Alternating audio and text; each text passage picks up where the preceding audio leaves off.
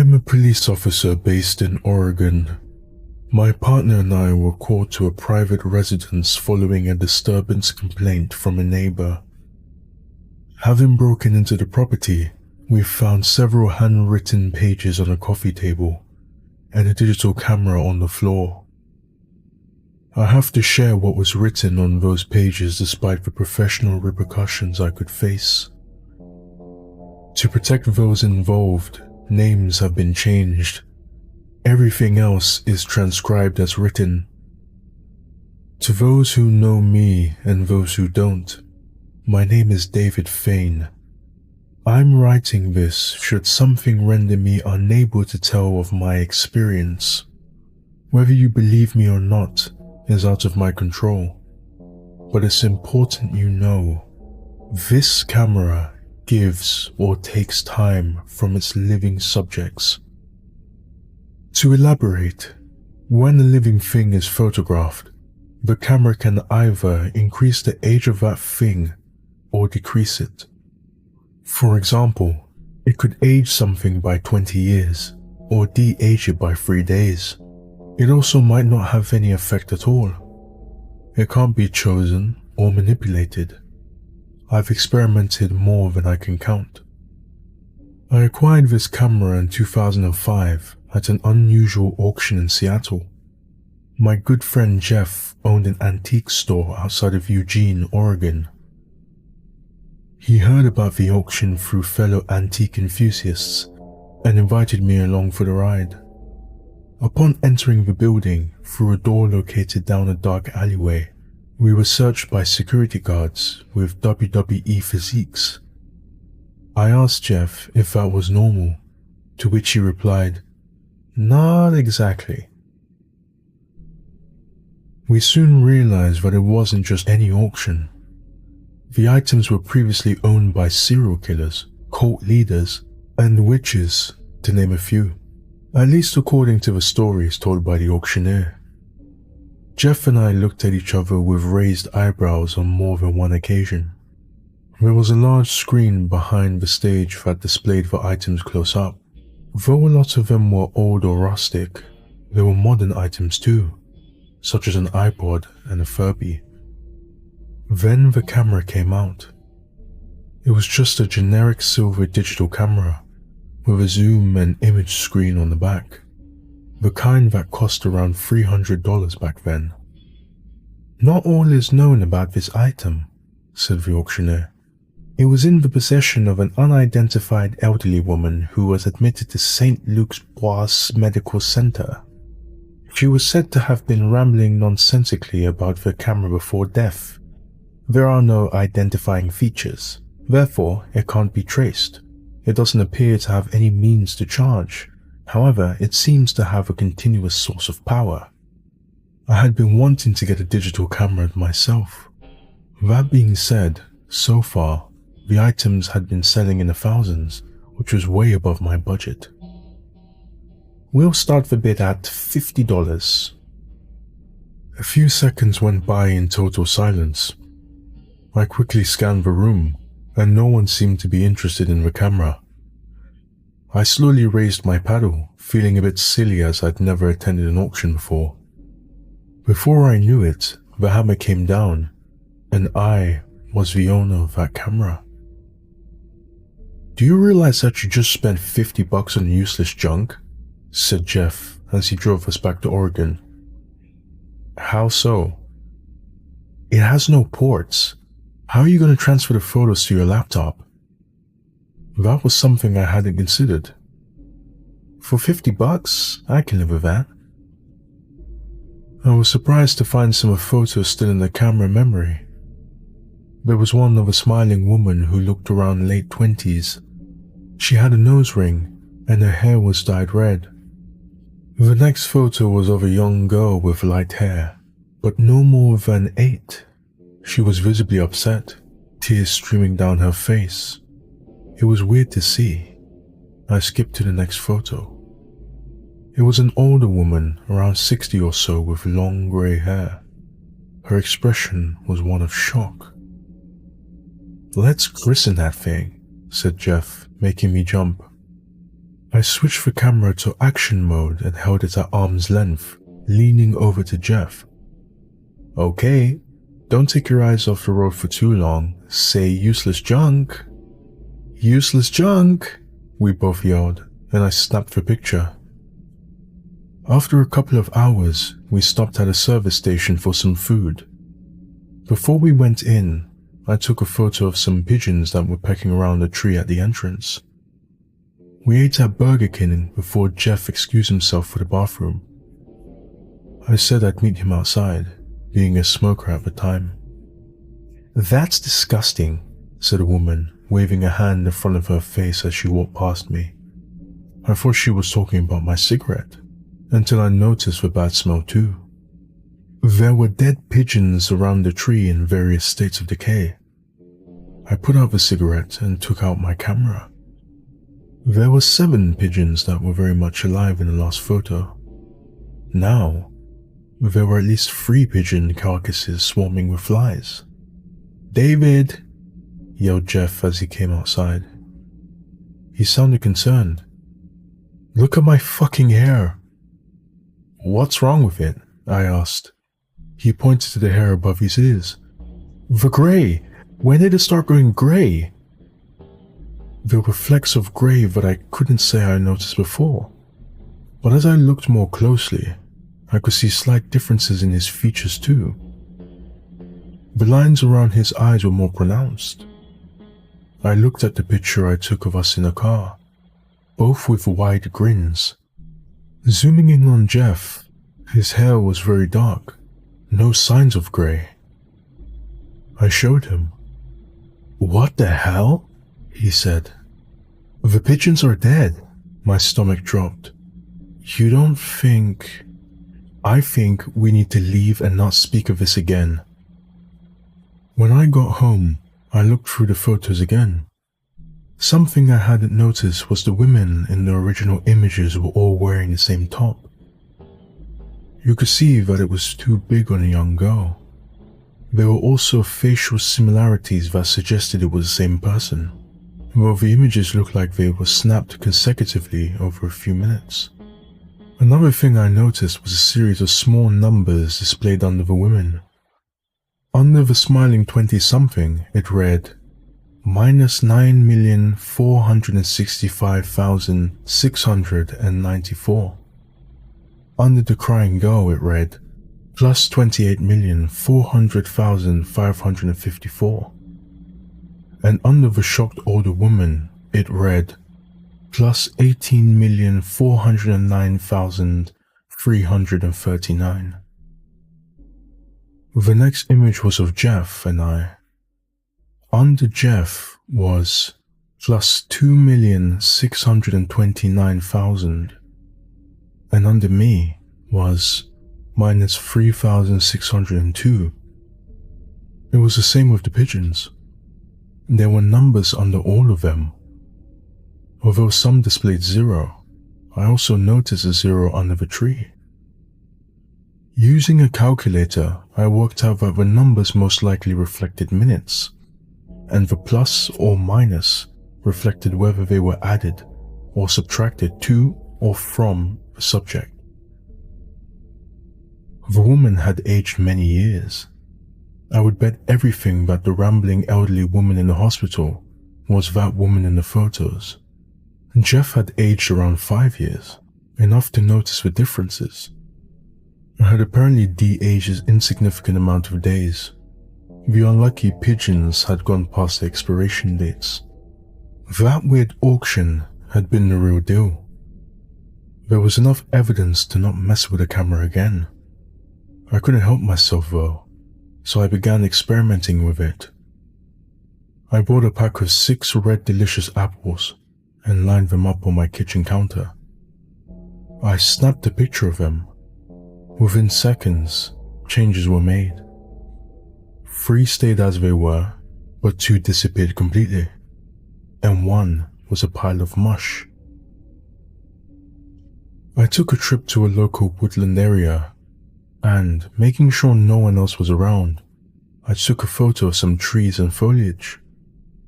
With each picture I took, The scene changed dramatically. It was fascinating. Jeff came over for some beers one evening shortly after our Seattle trip. "Carla is freaking out," he said, referring to his wife. "To be honest, I'm freaking out too." "You mean about the—" I pointed to my hair. He nodded. I was hoping she wouldn't notice, which was foolish. It was the first thing she mentioned when I got home. I explained what I'd discovered about the camera, showing him the various pictures. He didn't want to believe it, so I demonstrated by taking a picture of a potted cactus. Within seconds, it had visibly expanded. Jeff gasped. I showed him the image, with a number plus 340,057 displayed underneath. "It increased by almost 8 months, I said, using my calculator. "If my theory of minutes is correct, that is, do you think there is a way to put me back to how I was?" he asked. I shook my head. "I don't think so, man. Not that I can tell. There aren't any functions, so to speak, on that camera itself. It's very basic, just a zoom, snap, and cycling through the memory." "Maybe we can try," he said, biting his thumbnail. "That's insane," I said. "You're lucky you only got 5 years." "Easy for you to say," he said. "You only got a few days, minus I hasten to add." "It's not a competition," I said. "We were both lucky. That woman aged by around 70 years. "I feel strange, David," he said. "Knowing 5 years have gone like that is making me crazy." "I get it," I said, "but it's too risky." After a while, Jeff broke the silence. "You're right, I'm being stupid." He went to the kitchen to grab more beers. When I came back, he was holding the camera out with the lens facing him. "Jeff!" I yelled, followed by a sound of a snap. I froze on the spot as I waited for the inevitable change. I could see his hand shaking. "Well?" he said. I put the beers down and took the camera from him. Then I had a closer look. The grey in his hair had gone. I looked at the image. Jeff looking like a deer in the headlights. The numbers read minus 3,155,001. "Well?" he repeated. "Minus 6 years," I said, my heart beating out of my chest. "Fucking idiot." He burst out laughing. "Just when I think my gambling days are over, I get another whole year back." Some years passed, and I put the camera in a safe place. It didn't stop me thinking about it though. One day, I happened to notice an ad for a camera specialist in Eugene. It prompted me to take it out of storage. The last image of Jeff greeted me as I switched it on. I couldn't believe it still had power. I took a drive into the city. "What can I do for you?" asked the woman in the store. "I was wondering if you could tell me anything about this camera," I said, handing it to her. "I acquired it a few years ago. It's kind of unusual." "I'll say," she said. "On the surface, it looks like a Nikon Coolpix or a Sony DSC. What brand is it?" "I was hoping you could tell me." "Interesting," she said, genuinely intrigued. "There are no ports for external connection. No apparent battery slots, no seams or screws. What's the power source?" I let out a laugh. "Again, I was hoping you could tell me. I know very little."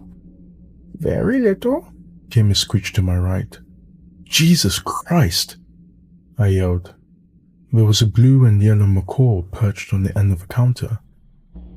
I hadn't even noticed it. "That's Percy," she said.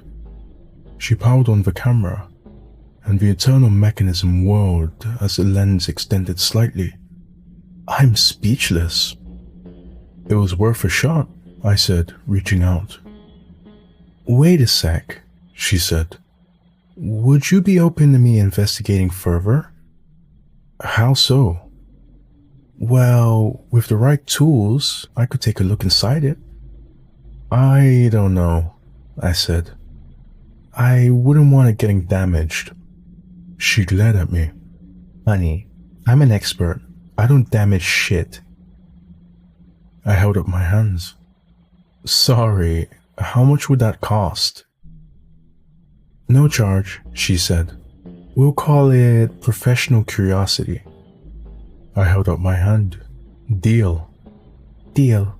Deal? Screeched Percy. He shook my hand. I'm Marlene, by the way. David. Oh, one thing, Marlene.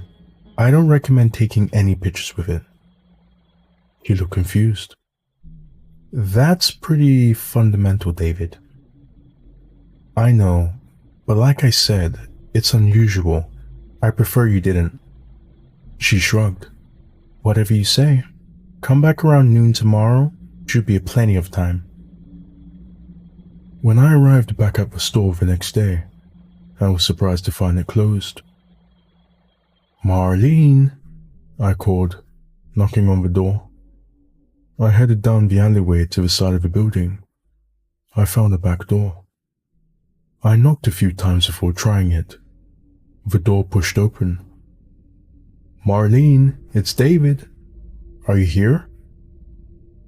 I could hear a sound like quiet sobbing and a high-pitched squawk.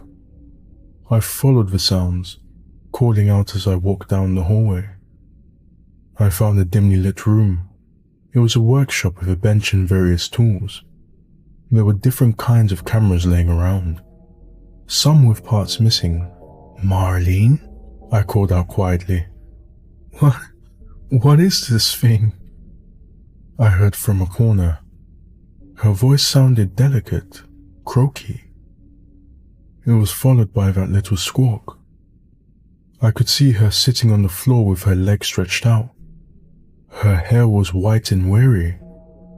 She had looked around 40-ish when I'd seen her the day before. Now, she was at least 90.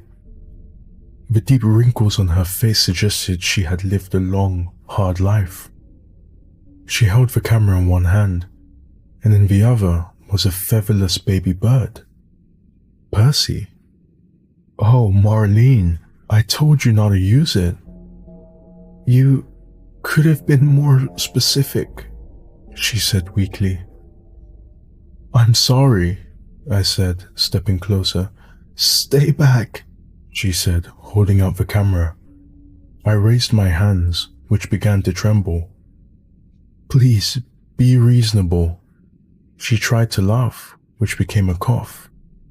Look at me, David. I'm a relic. And look at Percy. Sometimes it works in your favor. It happened to my friend. It reversed the aging. He's back to the way he was. You think I didn't already try that? She said. Let me try, I said, holding out a hand. Give me the camera, Marlene. What have you got to lose? You look dead, she said. I can feel it. I'm dying. So let me help, I said, stepping closer. No, she yelled, and a bright light filled the room as she snapped a photo. My heart jolted as I felt a sudden change in my body. She looked momentarily stunned, giving me a chance to grab the camera. I took several steps back before my legs gave way, the adrenaline getting the better of me. I leaned against the wall on the opposite side of the room, bringing up the last image. My eyes were wide, mouth wide open, arm outstretched. Underneath the number, -6,332,558. I sighed in relief. Do it, said Marlene. Take the damn picture. She held Percy to her chest. I stood up. Are you sure? She closed her eyes and nodded. I obliged. In a flash, there was a skeleton propped against the wall, making me gasp. Its arms fell to the side, bones rattling noisily on the floor as little Percy squawked. I crawled over and picked him up, holding him against my thumping heart. Later that day, when I was home, I looked at the images and did the calculations. I was around 19 years old, give or take. It had added over 20 years to Marlene, putting her around 112. Percy remained the same, displaying 0. But before I left, I tried another experiment. I took a picture of Marlene's bones, hoping that it could be reversed. The image displayed no numbers at all. Over the years leading up to now, I've taken risks and snapped pictures of myself. I didn't have much choice, as explaining how I was a teenager again wasn't really an option. I got somewhat lucky and calculated that at one point I was no more than 2 years older than I should have been, which I was happy to stick with. I contemplated discarding the camera, smashing it, burning it, burying it, but something stopped me from doing so. Instead, I put it in a safe place. For a while, I even forgot it existed. I shared my home with Percy, raising him from a chick with the help of specialist books. He became a beautiful blue and yellow macaw once again. I wondered if he retained the memories of Marlene. And that leads me up to now. What spurred me to write this? I went to the cupboard, the one where I kept the camera tucked away in a box. As soon as I opened the doors, I heard the whirring of the internal mechanism. It was too late. Before I could close the doors, a flash temporarily blinded me as I stumbled back. There was an instant pain in my head, and my joints felt like I'd run a marathon. The skin on my hands was thin and blotchy. I picked up the camera, sitting on top of a box. It felt twice as heavy as it usually did. The last image of me desperately trying to evade the capture displayed the number plus 34,287,406. Percy was cautious of me when I shuffled into the living room, until he realized it was me. I'm now in a situation where I have nothing to lose. I can feel death is almost here. I think Percy knows it too, as he won't leave my side. So before I willingly take this picture, should the worst happen, here is my written experience. My hands aren't what they used to be, so I hope this is legible. Please share it. This camera is a wonderful thing in a lot of ways. It makes me wonder what else exists in the world. But should you find it, don't be tempted like I was. I wouldn't want this to be your story too. I don't want Percy in the photo, but he refuses to leave me, so I guess we will face this together. Best regards, David Fane. I'm sharing this as requested, although I don't want it to believe it's true. I can't dispute the evidence. The neighbor who called had complained about a constant cry for help, as well as a high-pitched screaming. We learned that it was a parrot crying for help. The screaming came from a baby boy laying amongst a pile of adult men's clothing. The last image on the camera depicted the parrot with the number minus 10,080 displayed beneath, and a sickly-looking old man wearing those very clothes, along with the number 51,018,332.